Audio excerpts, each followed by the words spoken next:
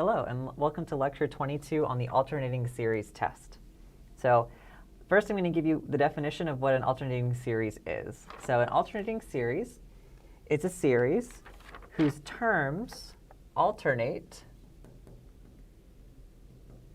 or basically flip, between positive and negative. So up until now, none of our series have really done that. All the terms have been positive. But for this example right here, I have the summation n equals 1 to infinity of negative 1 to the n minus 1 over n. So I'm going to plug in a few and just show you what happens. So if you plug in n equals 1, you get 1 over 1. And the important thing is this power right here is even, so we get a positive. And if I plug in 2 next, so remember, this is an infinite sum, so you'd keep adding these. So if you plug in 2 next, you get negative 1 to the first power is negative 1 over 2. And then I'll just do one more so you can definitely see the pattern here. Next, you're going to plug in n equals 3. And then this would switch to it being a positive, because you'd have negative 1 squared over 3. And you can kind of see how it would continue forever. So because you have this negative 1 to the n minus 1 term here, a factor, it switches every other term in the sum. It switches the sign. It goes from positive, negative, positive, negative. And that's what an alternating series does. So here's the statement of the actual test. So here's how we're going to know whether one of these types of series converge or diverge. So here's the test.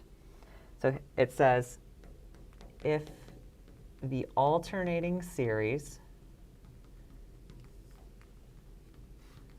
summation n equals 1 to infinity,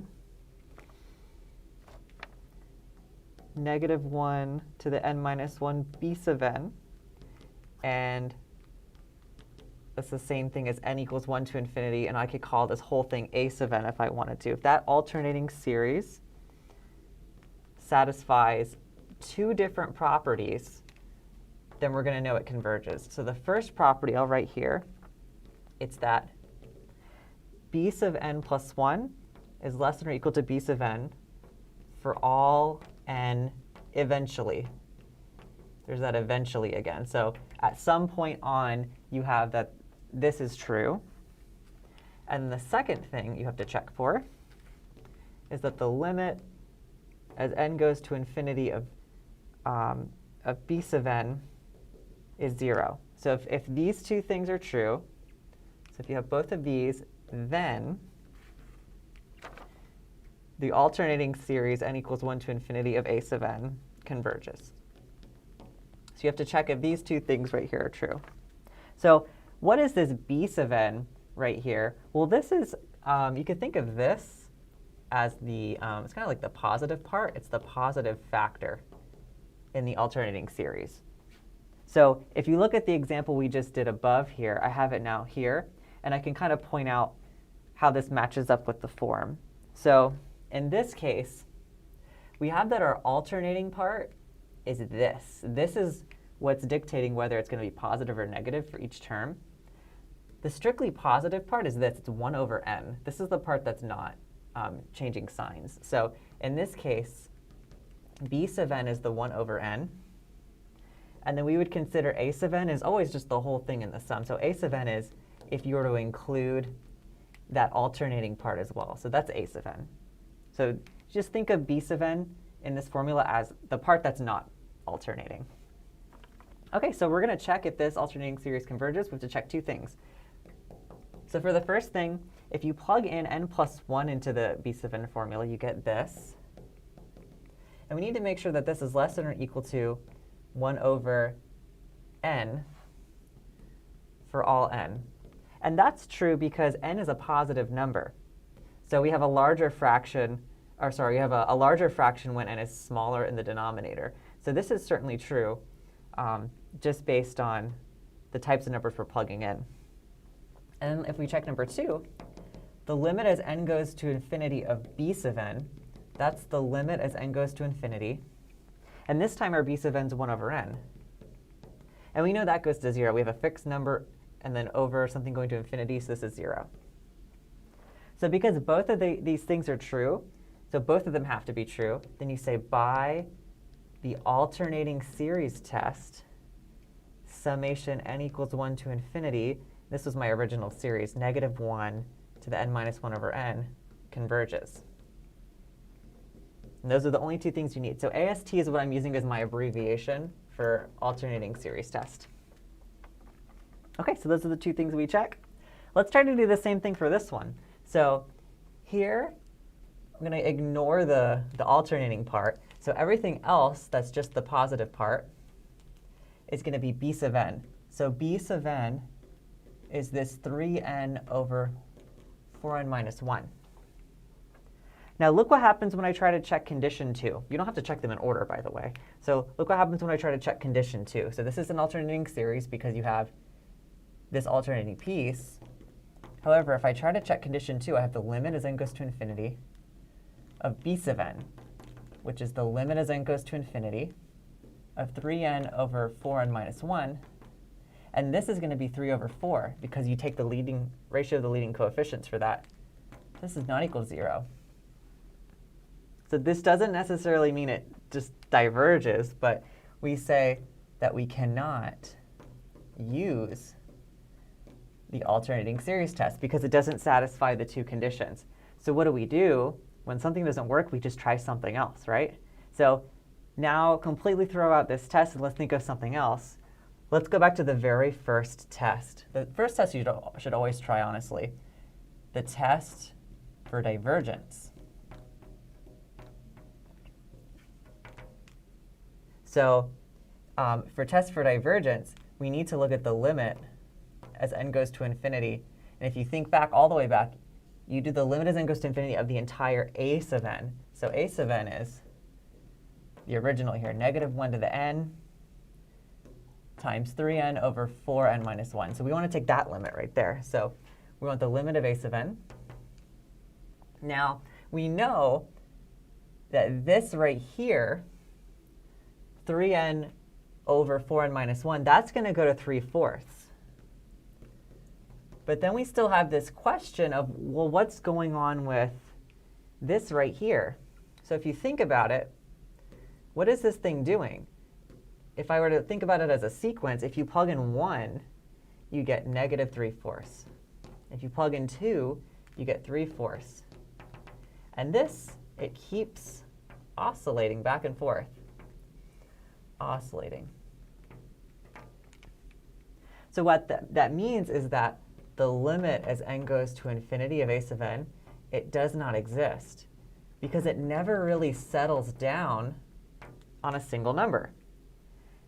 So that means it's not 0, right? As soon as you get something that's not 0, test for divergence says that the original series diverges. So you'd say, so since the limit as n goes to infinity base of n is not equal to 0, and it doesn't exist, then the series diverges. So basically what happened here is we tried alternating series test, it didn't work, but we could just use the test for divergence. We go all the way back to the very first test that we learned. So this one diverges.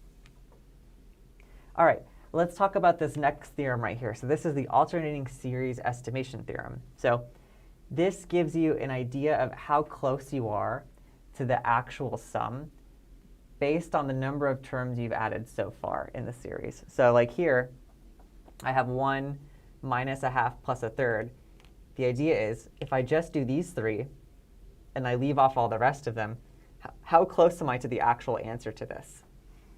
So here's the theorem. It says if S equals the summation of this alternating series, so I've separated the positive part here from the alternating part. So if this is the sum of an alternating series that satisfies the two conditions, so the first one being that 0 is less than or equal to b sub n plus 1 is less than or equal to b sub n. And if the second condition is the limit as n goes to infinity of b sub n is 0, so same second condition as before. So if these two things are true, then the amount of error you have in your current calculation, or in the current number of terms that you've added. So we could express that as s, the true sum, minus the partial sum, or what I've added so far. So this is going to be, this is the sum, and this is the partial sum. So the difference between the actual sum and the partial, what I have so far, that's called the error. So this error will be no more than the following term, the next term, the n plus 1 term. And then if I want to write that as a sentence, it means the error is, the error in estimation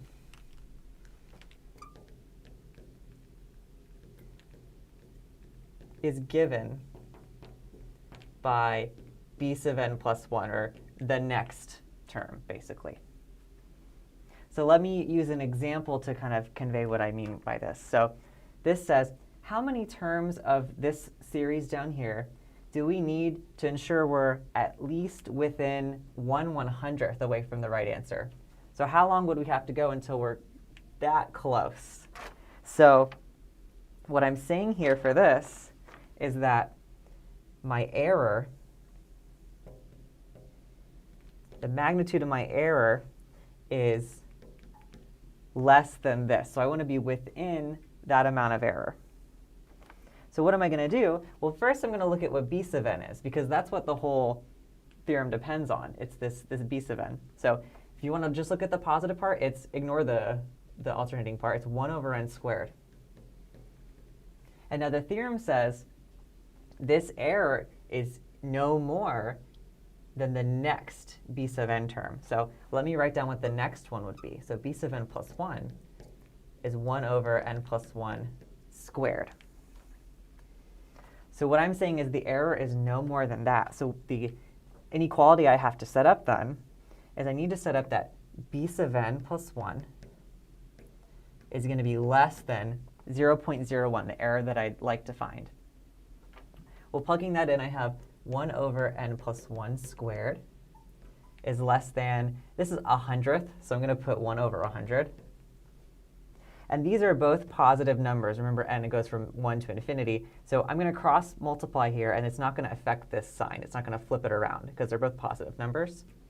So I get 100 needs to be less than n plus 1 squared. And I need to ask myself the question, well, what n is going to do that?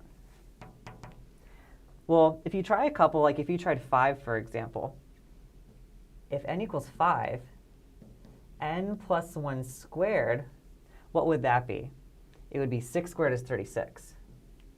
So that's not going to work. So I kind of need the first n that makes this true. So then when is this true? Well, we can test a few n values, but you'll see that when this is first true when n equals 10. Because if you tried 9, you'd get 100 here, and that's still not true. But the next one is 10. So n needs to be at least 10, and then this holds true. So what this means is we need at least 10 terms. So if we write out the first 10 terms of this, we're going to be less than 0.01 in error for the true sum. And the first 10 terms would look like, just like I did over here, you'd plug in 1, 2, 3, and you plug in all the way until you get to 10. So this one needs 10 terms. OK, so beyond that, we're going to do one more example of this estimation theorem, and then I'm going to go into slightly new stuff. So I'll see you in just a moment. All right, welcome back. So I'm going to kind of go in a different direction this time. This is the theorem that I just left off on. I left it here because we're going to need it for this next example. So let's focus on the top right here. We're going to approximate this sum right here, so you could call this S if you wanted to 4 decimal places. So what 4 decimal places means is that the error needs to be within 0.0001, because that would be 4 decimal places after there. So that's what we need. But remember, the theorem says the error is going to be no more than the b sub n plus 1th term. So first let me identify in this series S right here, and now I don't like that I call it S, but in this series right here, let me identify what b sub n is. It's just the positive part. You ignore the alternating piece. So this is 1 over n to the 5th. And then what would b sub n plus 1 be? That would be 1 over n plus 1 to the 5th. So then the inequality that I need to set up here is I need to say that the b sub n plus 1, so this b sub n plus 1 right here, this is going to be less than or equal to the 0.0001. So what that means then is that this b sub n plus 1, which is the 1 over n plus 1 to the 5th, that's going to be less than or equal to, and then I can rewrite this as a fraction like I did the other example. So this is 1 over, and then I have 1, 2, 3. So this is actually 10,000 right here. So the 4 decimal place would make this 1/10,000th. And just like before, I'm going to kind of cross multiply here. So I have 10,000 is less than or equal to n plus 1 to the 5th. And these n's that I'm picking from are just like counting numbers. They're like 1, 2, 3. So I kind of need to ask myself, where is the first instance where this is true? And this is a little harder than the other one, because this one's harder to calculate in your head. But if you use a calculator, the first one that turns out to be true is n equals 6.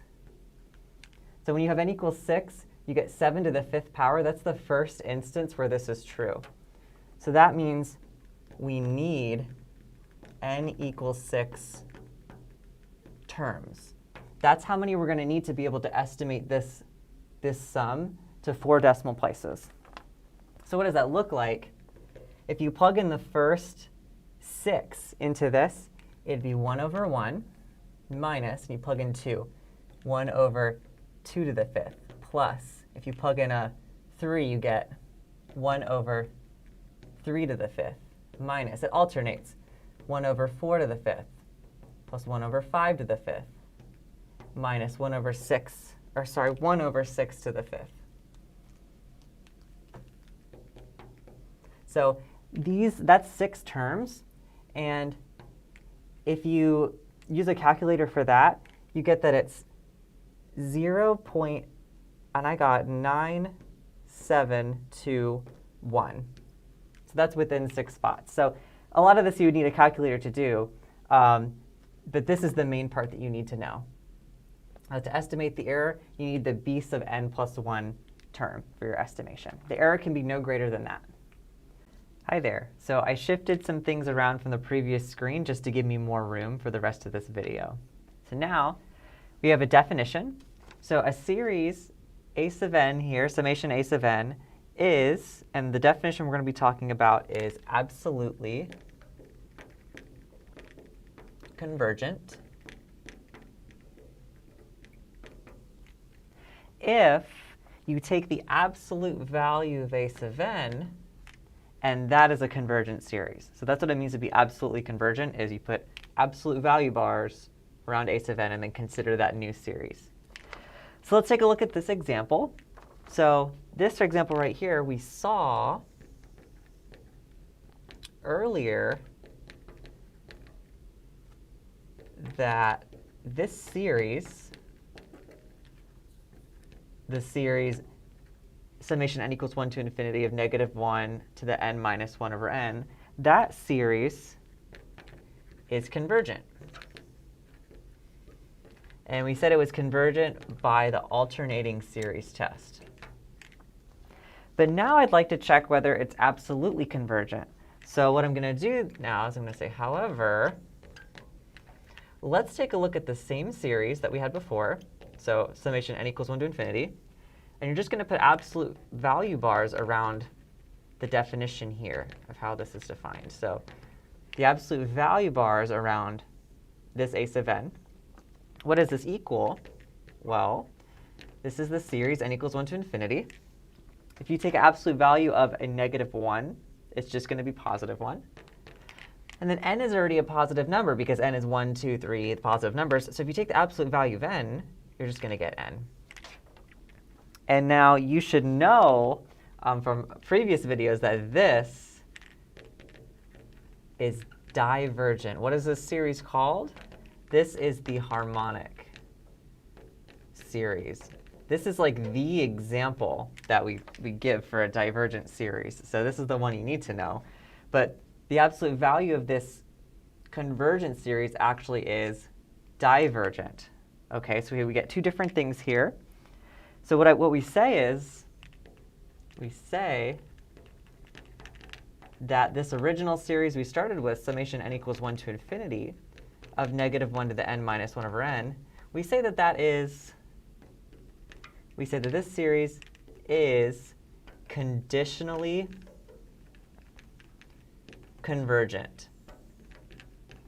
That's the vocabulary you use. So conditionally convergent means this original series converges, but when you take the absolute value of it, it diverges. So those two things have to be true to be conditionally convergent. Okay, so now we have a theorem about absolute convergence. So if you happen to have a series that is absolutely convergent, then it turns out that the original series is convergent. So the idea that you can be thinking of is this. Absolute convergence.